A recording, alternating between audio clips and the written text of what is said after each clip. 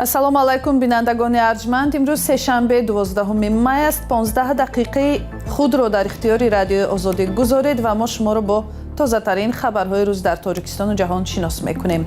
ин барномаи хабарию таҳлили ахбори озодӣ аст. нахуст бо мавзӯъҳои асосии нашр шинос шавед. тоҷикистону чин бо арзиши миллиардҳо доллар созишнома имзо карданд. душанбе дар иваз чӣ медиҳад ва чӣ мегирад? вазорати корҳои дохилӣ ҷузъиёти қатли як узви собиқи ҳизби мамнӯи наҳзати исломиро ошкор кард. раҳбари ҳизб мегӯяд худи мақомот ҳам ба ин ҷиноят даст доранд. мақомоти қудратӣ мегӯянд ки дар ҳамин парванда номи чандин нафарони дигар ҳаст. кишоварзони вилояти суғд имсол ноумед шудаанд. даҳҳо ҳазор гектар боғҳои зардолӯи вилоят ба иллати сармозадагӣ ҳосили кам хоҳанд дод. мардуми камтар зиён расон ва пиштамин зиндагӣ мардум мегузашт. дар пекин мулоқоти президентони тоҷикистон ва чин эмомалӣ раҳмон ва Си Ҷинпин шурӯъ шудааст. раҳбари тоҷикистон бо сафари давлатӣ дирӯз вориди пекин шуд ва қарор аст то 14 май онҷо бошад. ӯ то ҳол бо мақомоти дигари ин кишвари сармоягузори муҳими тоҷикистон дидору гуфтугӯҳо кардааст. душанбе дар беш аз 10 соли охир бо пекин иртиботи хеле наздик дорад ва мунаққидони ҳукумати тоҷикистон аз вобастагии тараф бештари кишвар аз ҳамсояи азимаш нигаронӣ мекунанд. мулло Раҷаб Юсуфӣ аз ҷузъиёти созишномаҳои иқтисодии нав гузориш медиҳад. در اولین روزی سفر پرزیدنت امامعلی رحمان به چین، نخستین همایش پیوند تجارتی رقمی چین و تاجیکستان در شهر پکین برگزار شده است. صدها نماینده تجارتی از هر دو جانب در این همایش شرکت کردند و موضوعهای چون اقتصاد سبز و ذهن‌رسانی در اینجا بحث شده است.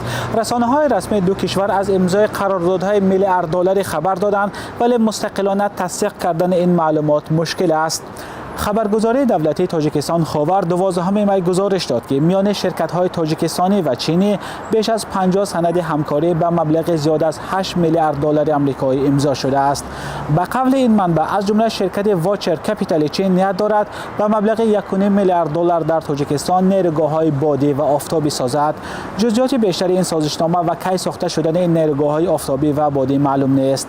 همچنین شرکت چینی زیف هالدینگ با کمیته دولتی سرمایه‌گذاری تاجیکستان برای ساختن کارخانه کارکرد مصالح آلومینی شرطنامه امضا کرده است. حجم عمومی سرمایه‌گذاری به این لایحه تقریباً 80 میلیون دلار اعلان شده است، اما شرایط آن فاش نشده است. شرکت تبیه که قبلا در دوشنبه مرکز برق و گرمایدهی ساخته برای این چند کان طلا را صاحب شده بود، از سرمایه گذاری بیشتر در بخش‌های انرژتیک و صنعت تاجیکستان خبر داده است، اما جزئیاتش معلوم نیست. مرکز برق و گرمایدهی ساخته این شرکت برای دوشنبه قبلا نگرانی حامیان محیط زیست را به میان آورده بود. چین شریک مهم تجارتی و اقتصادی و قرض دهنده اساسی تاجیکستان است. طبق آمارهای اخیر وزارت مالیات تاجیکستان از چین بیش از 700 میلیون دلار قرضدار میباشد. با گزارش پایگاه چاینا میدیا گروپ، حجم تجارت بین دو کشور در 4 ماه اول سال 2026 به 790 میلیون دلار رسیده است که در قیاس به یک سال پیش 50% زیاده است و سرمایه‌گذاری‌های چین به اقتصاد تاجیکستان به 6 میلیارد دلار رسیده است. مولا رجب یوسفی، امیر صایف، آزادی، دوشنبه. мақомоти тоҷикистон ҷузъиёти парвандаи қатли Маннон Содиқов маъруф ба Домулло Абдуманнон соҳибкор ва фаъоли пешини ҳизби дар Тоҷикистон мамнӯи наҳзати исломиро ошкор карданд. ба қавли онҳо ҷиноят кори дасти ду нафарест ки бо ҳадафи ғорат кардани 100 000 доллар ӯро шабона аз хонааш бурда ва бераҳмона куштанд. раиси ҳизби наҳзат мегӯяд парванда фаротар аз он аст ки мақомот мегӯянд, чун ба гуфтаи ӯ худи мақомоти амниятӣ ҳам дар ин ҷиноят даст доранд. мирзо Наби Холиқзод гузориш медиҳад. ҷасади ӯро бо ҷароҳатҳои гуногуни халандаи буранда ки аломати ҷое ки ҷасади соҳибкор ба узви собиқи ҳизби мамнӯи наҳзати исломиро пайдо карданд. Домулло Абдуманнон ё Маннон Содиқов рӯзи 27 апрел бенишон шуд. ҷасади ӯро 5 рӯз баъд дар таҳхонаи иморати нимсохтӣ дар деҳаи Чорбоғи Исфара пайдо карданд. мақомоти интизоми ин ду нафар Эҳсон Бобоеви 31 сола ва хеши 46 солааш Юсуф Шариповро бо гумони қатл бо ҳадафи ғоратгарӣ дастгир карданд. در این گزارش وزارت امور داخلی احسان بابایف اعتراف می‌کند که منان صادقوف را کارد زده کشته است. معلوم نیست اعتراف او تحت کدام شرایط ثبت شده است. نظر وکیل دفاعشان را هم در گزارش نآوردند.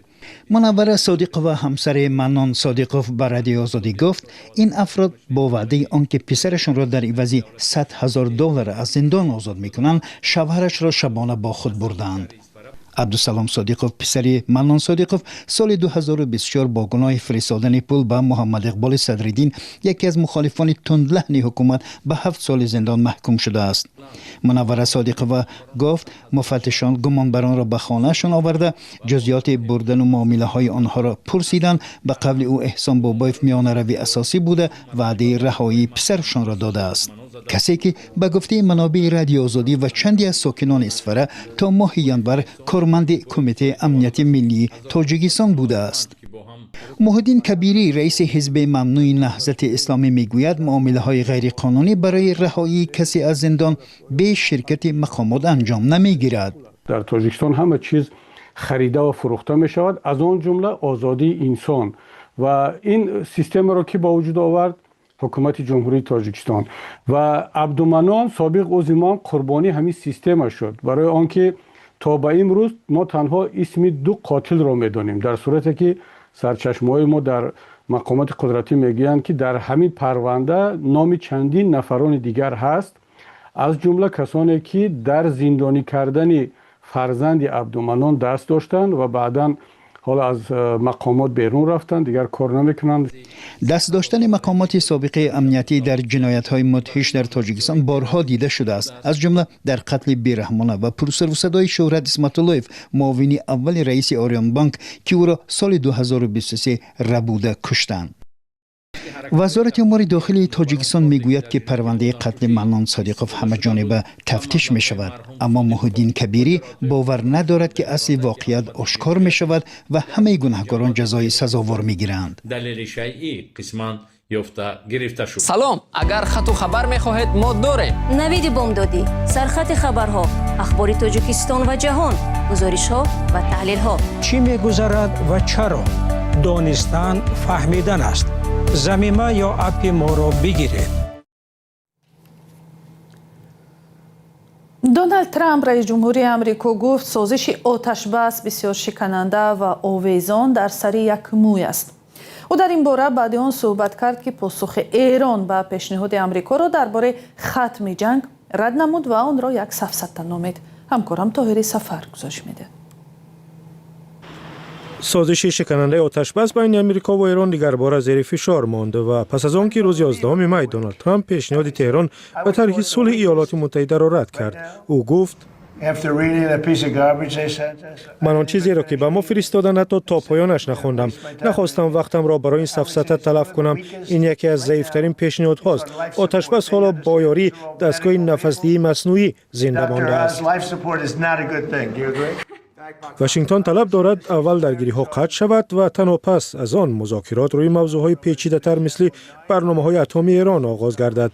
تهران خواسته است جنگ در تمام منطقه از جمله در لبنان که اسرائیل در آنجا با گروه حزب الله تحت حمایت ایران می‌جنگد خاتمه یابد.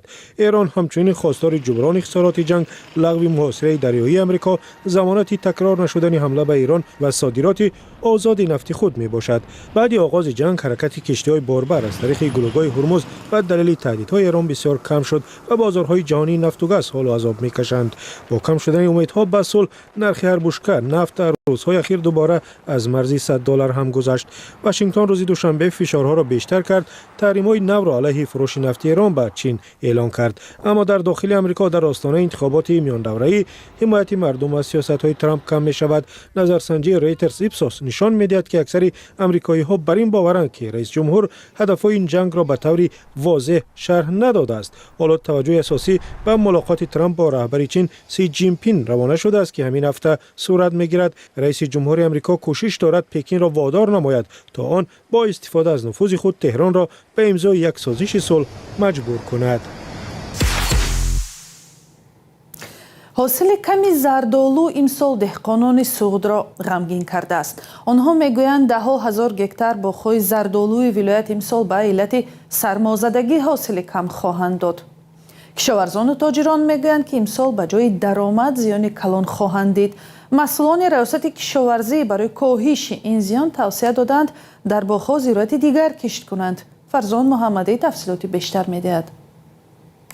باغداران ولایت سوخت امسال از زردآلوزارها امید زیاد ندارند، چون که سرمای اولی بهار و بارانهای پی در پی به درختانشان آسیب جدی رسانده است.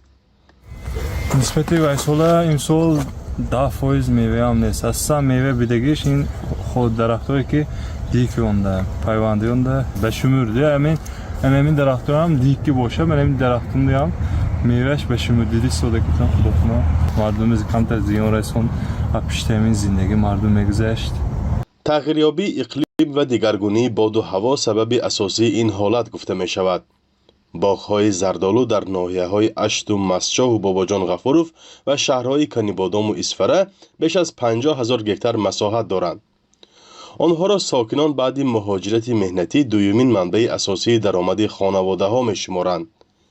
امسال در همه این شهر و ناحیه‌ها وضع یخخیره است و دهقانان میگویند که کوشیدند راه کم حاصلی را گیرند، اما زیاد کامیاب نگشتند. این با همه زمستاننده وای کاریم که خنک نزند گفته تاگش به یختی علاو کاریم. یختی علاو سر دادم که حوصلش خپته بایم رزقمایه خوریم. بنا باول منی کاره خپیتو کامتو. اوزه یختی عشقاتم پر میشته شود. کم ده. سال گذشته چه خیلی بود؟ سال گذشته یک 20 عشق 15 عشق میکرد. نمایندگان وزارت کشاورزی تاجیکستان به باغبانها توصیه دادند که برای کاهش ضرر در بین درختان زراعتکاری کنند، ولی به اندیشه دهقانان این اقدام نیز ثمر بخش نیست. اوزه تراکتورم 15 سامان گسسته ساتقه. اوزه مویلش همین با وایکره راسیه و برفتم اون ساسته قیمت. نرخ نوا قیمتی کرد. زمین مونده هیچی هم نیست. مثال که گیریم پاستنده دیگر اونده پخته یا که بیده یا دیگه چیزها هست. پختنده هم 2 سال یا 3 سال است مردم پلشونه به زور رس خود برورن نبرورن نرخ نوان کمیتون پاس. مثال 1 کیلو پخته 1 سومان یا 2 سومانی کارگر میچینه 3 لیتر فلان پود. مثال که بگم نوک شده سراشون گرم شده استاد. تاجران خشک میوه میگویند که امسال تقریبا بیکار ماندند و نرخ زردآلو فعلا در بازارها نظر به سال گذشته 1 برابر افزوده است. سال گذشته برعکس از سرحاصلی محتاج به نیروی کاری بودند و نرخ زردآلو هم به تدریج پایان رفته بود. با وجود مشکل آب، دهقانان هر سال از بیش از 50,000 گکتار باغ زردآلو در ولایت سوخت به حساب میانه سال 100,000 تانه حاصل می گرفتند. آنها امیدوارند که وزارت کشاورزی و دیگر نهادهای دخلدار بنابر وضع پیش آمده به کشاورزان دست یاری دراز میکنند تا به مشکل مالی دچار نگردند. موافق معلومات پژوهشگاه باغ و تاک پروری در تاجیکستان زیاده از 100 نوع زردآلو پرورش می شود، اما در کشور اساساً پرورش نزدیک به 20 نوع به راه مانده شده است. تقریباً 10 نوع به مقدار زیاد صادرات می شود، زیرا این نوعها به معیارهای بین المللی بیشتر جوابگو می باشند. فرزان محمدی، رادیو آزادی، ناحیه باباجان غفوروف. و یک خبر، وزارت امور داخلی تاجیکستان میگوید در مدت 2 روز در نتیجه صدمه‌های نقلیاتی در راه‌های کشور 8 نفر از جمله یک کودک 4 ساله به هلاکت رسیدند. وزارت روز 11 می با نشر بیانیه رسمی گفت یکی از مرگبارترین صدمه‌ها روز 9 می در شهرهای دوشنبه خوجند رخ داده است. در اینجا در حدود ناحیه دیوشتیچ یک راننده هنگام حرکت ظاهراً اداره ماشین را از دست داده 3 نفر را نزد یک ماشین در کنار راه زده است. هر 3 از جمله یک مادر و فرزند در جای حادثه جان دادند. خود راننده زنده مانده است. طفل 4 ساله را در ناحیه واسه یک راننده 22 ساله زیر کرده است. در تاجیکستان سالانه صدها نفر در نتیجه صدمه‌های نقلیاتی جان می‌دهند. و بینندگان ارجمند، اخبار آزادی در همین جا به پایان رسید. اگر خواهید که از خبرهای روز بخبر نمانید، سامانه azadi.org و صحیفه های رادیوی آزادی در تیک تاک و تلگرام، فیسبوک، اینستاگرام و یوتیوب و ایکس را پیگیری کنید. تا برنامه های دیگر، خدا نگهبان شما.